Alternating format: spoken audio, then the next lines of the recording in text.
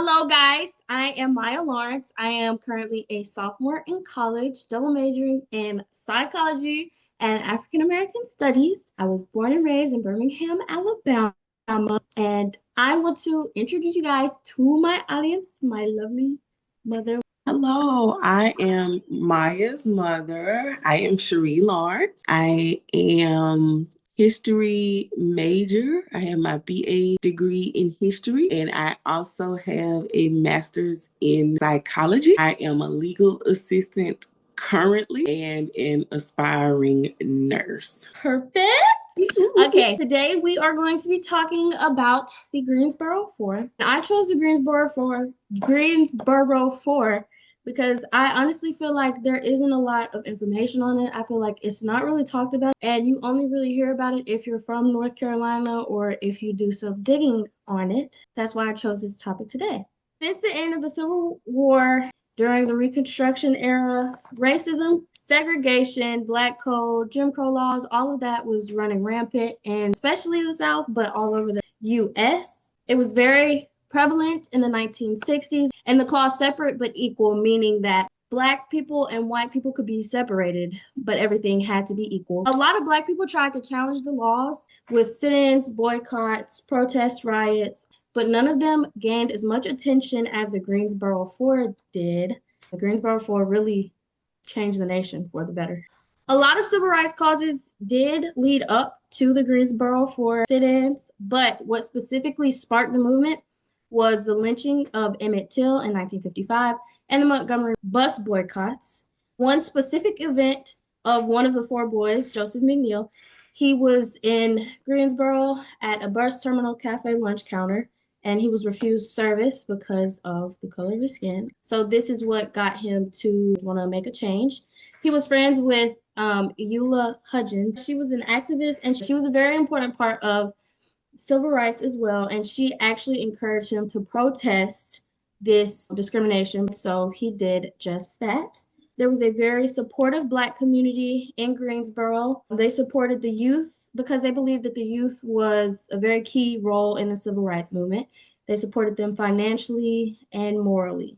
There were four boys, Joseph McNeil, Franklin McCain, David Richmond, and Ezel Blair Jr., and they all attended North Carolina Agricultural and Technical College in Woolworth, Greensboro. They were going to start this sit-in the Woolworth Five and Dime lunch counter at the bus terminal. What they did was they told Ralph Jones, he was a white activist and a businessman. They told him to alert the press about their plan so that it could get national attention. When they first started, McCain, he remembered feeling anxious about the whole thing. He didn't know how this was going to turn out. But once they sat down at the counter, 15 minutes later, he felt liberated and he felt invincible and like nothing could stop him. During the protests, they gained a lot of protesters that helped them during this time and counter protesters who would sit and mock and taunt them. When they first sat down at the counter, they did ask the managers to be serviced, but they were refused, of course, because they were four Black young men. This is what really gained most of the attention of the protesters and the counter protesters. And after they asked for service and was refused, they were gaining a lot of attention in the store and it was causing a lot of commotion. The managers asked them to leave and they refused to leave. And once they refused to leave, the officers actually came in and they would like stand behind the boys with their batons and they would like beat it on their hand, trying to be intimidating to get them to leave. But they didn't leave. So the managers decided to close the store early on the first day. So that was like a very successful first day of the protest. The first day, it was just the four boys. The second day, they brought 15 other protesters with them.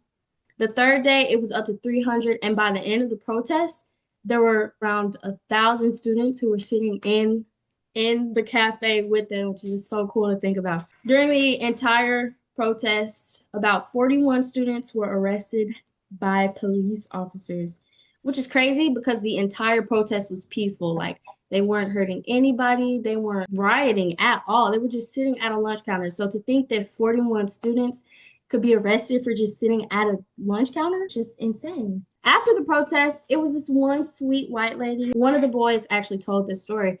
It was this sweet white lady that came up behind them. She had been eyeing them during the whole first day of the protest. And then she finally got the nerve to stand up. She walked behind the boy, patted one of the boys on the shoulder, and she was like, I am so proud of you guys, and y'all keep doing what you're doing. And that same boy, I think it was McCain, he remembered saying that from that day forward, he wouldn't judge anybody until he actually experienced them. Basically saying, never judge a book by its cover. Well, after the event, sit-ins started to spread throughout the cities of North Carolina to Charlotte, Durham, and Winston-Salem.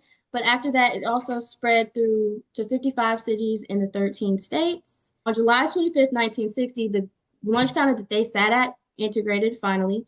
And then after that, all sorts of lunch counters integrated to see that these four boys changed the trajectory of the nation. They actually inspired a lot of kids to begin protesting. They protested segregated hotels, beaches, libraries. This protest actually led to the creation of the Student Nonviolent Coordinating Committee in Raleigh, North Carolina, and it also gained dignity for Black people all over the world because of the attention it was getting. And the International Civil Rights Center and Museum in Greensboro, Woolworth, North Carolina, where the actual lunch counter sat. It's now a museum. And there's also this picture right here. It's their statue called February 1. It's also in North Carolina as well. It was put in place to remember the four boys and the change that they made. Okay, now I have a couple of questions for you. I hope you're ready to answer them. Let's go. Okay, let's go. Okay, my first question.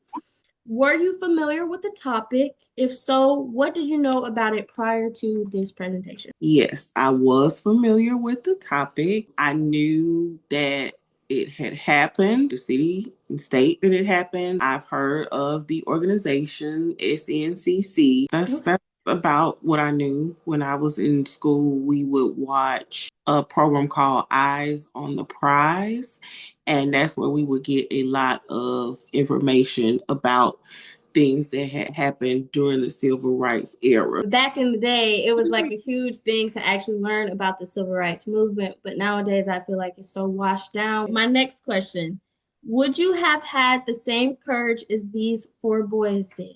I think I would have. If I had been surrounded by a strong group of other friends, brothers, sisters, whatever it may have been, yes, I would have sat at the lunch counter too. Third question, what would you have done differently in this situation? I don't know that I would have been able to remain peaceful. I probably would have been one of the people that would have reacted, and I would have been one of the 40 children that went to jail. I just don't know that I would have been able to remain as stoic and as steadfast as those young men were. I probably would have probably fought back, but who knows, that could have cost me my life. Yeah, definitely looking from a future perspective, things are a lot different. In our minds, we would want to fight back. We wouldn't want to keep it peaceful because that's not fair. But back in their times, that was all that they had because if they had reacted a certain way, that would have costed them their lives. Sometimes strength can be in peaceful resistance and in silence. Last question. What steps can we take to ensure that accurate and inclusive narratives of Black history are more widely disseminated and understood in educational settings and society at large? First, by not creating things such as the critical race theory and then saying that the critical race theory is eliminated. Step number one. Step number two, not deleting our history because Black history is American history. Step number three, making sure that white Americans are educated as to what happened in the past and not made to feel guilty, but they need to understand the impact that it has had on the history of the United States, not just the history of Black people, but the history of our country. So, yeah, thank you.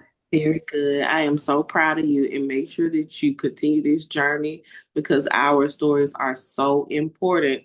So I appreciate you for moving forward with choosing to study African American studies. I am super, super proud of you because this is very, very, very important. Thank you. Bye, guys. Bye.